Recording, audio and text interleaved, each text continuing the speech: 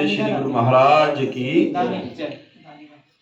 सच्चे दरबार की सत्यम बोधमयम नरुममलम प्रत्यक्षमेव सर्वेश्वरम रत्नमंडित शीर्षुगुरुमुक्तम श्वेताम्रे शोभितम मुक्तामाल विभूषितम च हृदय सिंहासने संस्थितम भक्तानां वरदं प्रसन्नवदनं श्री सतगुरु नौम्यहम् बंदे चरण सरोज गुरु मुदमंगल आगार जेहि सेवत नर होत है भव सागर से पार। सब धरती कागज करम लेखनी सब बंदाए सात समंदर मसी करूं तो भी गुरु गुण लिखा ना जाए। मैं अपराधी जन्म का नख शिख भरा विकार तुम दाता दुख भंजना मेरा करो उद्धार। तुम दाता दुख भंजना मेरी करो संभाल। भक्ति दान मोहे दीजिए गुरुदेवन के देव और कछु न चाहिए निस दिन तुम्हारे सेव और कछु न चाहिए हर पल तुम्हारे सेव। गुरु जी को सिर पर राखिए चलिए आज्ञा माही कहे कबीर तिस दास को तीन लोक डर नाही। गुरुर ब्रह्मा गुरुर विष्णु गुरुर्देवो महेश्वरा गुरु साक्षात परब्रह्म तस्मै श्री गुरुवे नमः। गुरु जी के सिमरन मात्र से नाशक विघ्न अनंत ताते सर्वारंभ में ध्यावत है मुनि संत। यही खोजत ब्रह्मा तज्ञ सुर नर मुनि और देवा कहत कबीर सुन साधवा कर सतगुरु की सेवा। ध्यान मूलम गुरुर मूर्ति पूजा मूलम गुरुर पदम मंत्र मूलम गुरुर्वाक्यम मोक्ष मूलम गुरुर कृपा। तीन लोक नौ खंड में गुरु से बड़ा न कोई करता कर न सके गुरु कहे सो। बोलिए जयकारा बोल मेरे श्री गुरु महाराज की जय। मन मंदिर में विराजमान श्री सतगुरु भगवान जी का पावन दर्शन करते हुए अपनी वाणी को अपनी रचना को पवित्र करने के लिए अपने ध्यान को श्री गुरु चरणों में जोड़ने के लिए अपने दोनों हाथ खड़े करते हुए प्रेम सहित ऊंचे स्वर में जय घोष करेंगे। बोलिए परमहंस दयाल जी महाराज की जय। नंगली निवासी भगवान की जय। अंबाला वाले सतगुरु महाराज की जय। धन्यवाद। परम आदरणीय परम पूजनीय प्रातः स्मरणीय हृदय सम्राट रूहानियत के शहंशाह दया के सागर श्री सतगुरु भगवान जी के पावन श्री चरण कमलों में विराजमान भक्तिमय गुरुमुख भाई बहनों बुजुर्गों व प्यारे बच्चों, आप सभी भाग्यशाली हैं, किस्मत वाले हैं। श्री सतगुरु भगवान जी ने आज हम सभी पर दया की है, मेहर की है, कृपा की है कि आज हमें श्री गुरु महाराज जी का पावन सत्संग का लाभ मिल रहा है, सत्संग सुनने को मिल रहा है, संतों का संग मिल रहा है। संतों के संग से तथा सत्संग से मन निर्मल होता है, मन साफ होता है, संतों का संग शुभ होता है। संत चलता फिरता तीर्थ होते हैं, जहां सत्संग हो वहां प्रयागराज बनता है। परमात्मा की कृपा जिस घर पर होती है, जहां श्री गुरु महाराज जी के नाम की ज्योत जगती है, भजन कीर्तन होता है, श्री गुरु महाराज जी के नाम का जयकारा लगता है, वहां परमात्मा साक्षात होते हैं। जिस घर गुरु की भक्ति नहीं, संत नहीं मेहमान, जागर डेरा जल दियो जीवित बसे शमशान। कि जिस घर में गुरु के प्रति श्रद्धा भाव नहीं, गुरु की सेवा नहीं, गुरु की भक्ति नहीं, भजन बंदगी नहीं, जहाँ कोई संत महात्मा मेहमान नहीं आया, जिस घर में संत महात्मा के श्री चरण नहीं पड़े, वहां उस घर में लोग रहते तो हैं, लेकिन वे मानो जीवित ही शमशान घाट में रह रहे हैं।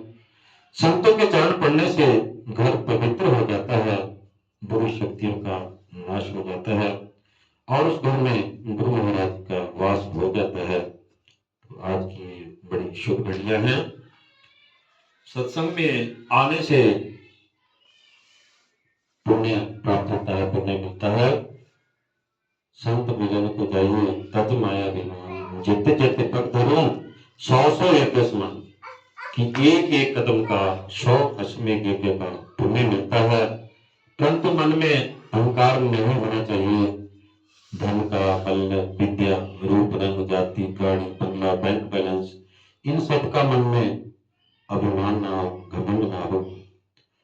सत्संग सुनने से हमारे करोड़ों पाप कटते हैं।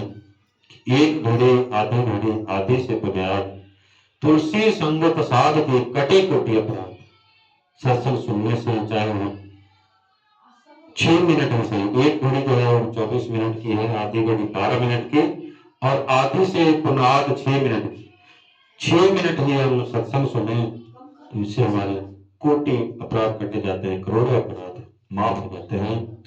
सत्संग सुनने से पाप समूल नष्ट होते हैं, जड़ से नष्ट हो जाते हैं। सत्संग रूपी एक मसाला पापा की जड़ काटना, कि पिछले जो जन्मों के, हमारे पूर्व जन्मों के जो संचित पाप है वो नष्ट हो जाते हैं। जो पापों का जो भारी बस्ता है वो हल्का हो जाता है। सत्संग सुनने से विवेक प्राप्त होता है। बिन सत्संग विवेक न हो, राम कृपा बिना सुलभ न सो।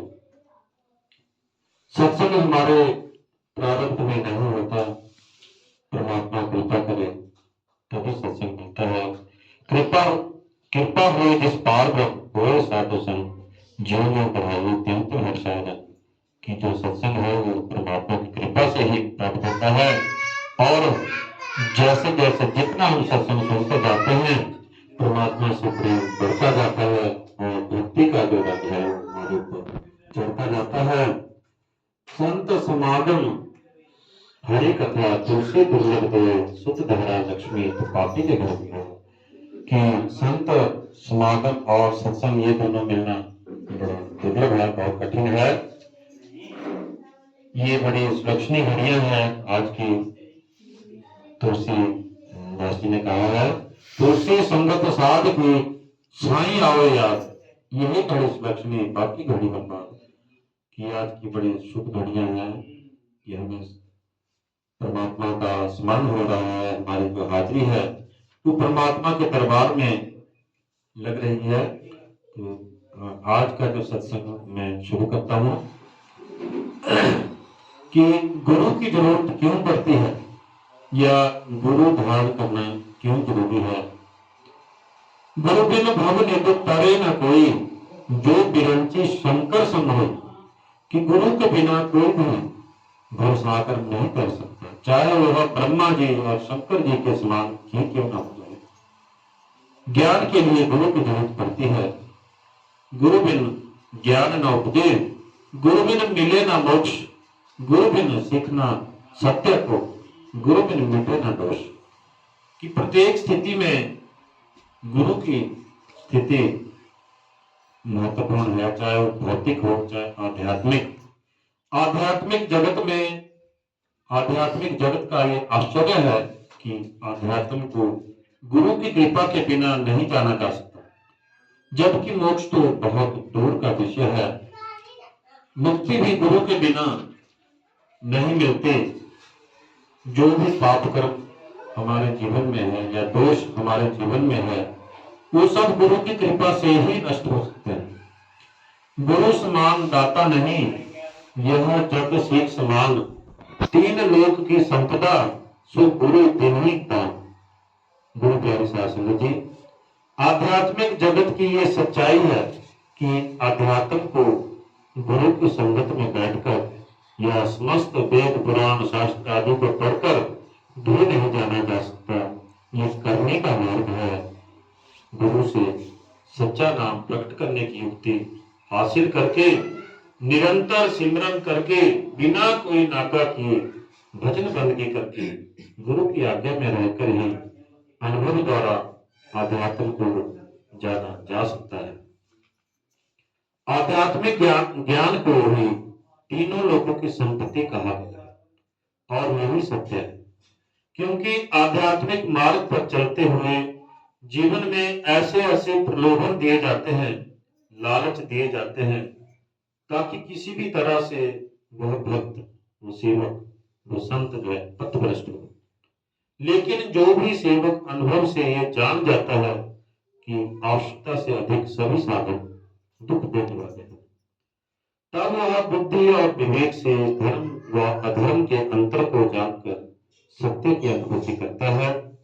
उसे ही गुरु धीरे धीरे आध्यात्म में अग्रसर करते हैं और पग पग पर कदम कदम पर परीक्षा लेकर आध्यात्मिक ज्ञान प्रदान करते हैं। तीन लोग नौ खंड में गुरु से बड़ा न हुए, कर्ता कर ना सके गुरु कहे सो हो।